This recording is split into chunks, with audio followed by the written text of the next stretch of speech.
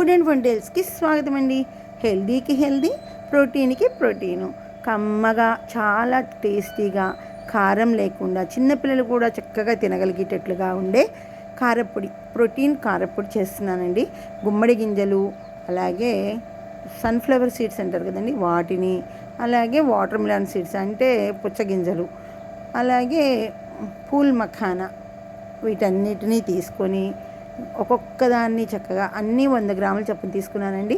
అన్నిటినీ ఖాళీ బాండీలో ఎరడాలుగా వేయించేసి చక్కగా ఒక ప్లేట్లో పోసేసి అన్నిటినీ ఆరబెట్టేసానండి.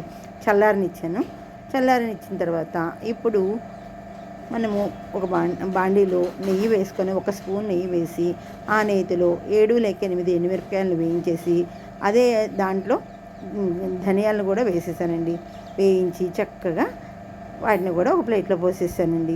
పోసి అదే బాండీలో మళ్ళీ మినపప్పు, జీలకర్ర వేయించానండి.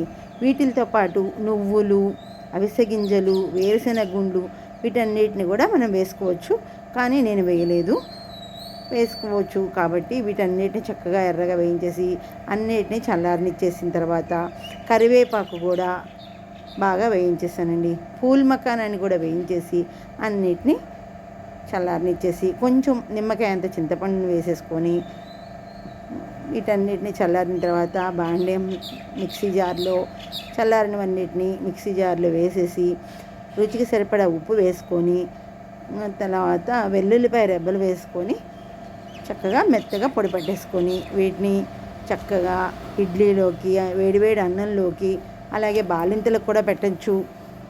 పసిపిల్లలకి, బాగా నీరసంగా ఉన్న వాళ్ళకి పెడితే చక్కగా లేచి కూర్చుంటారండి.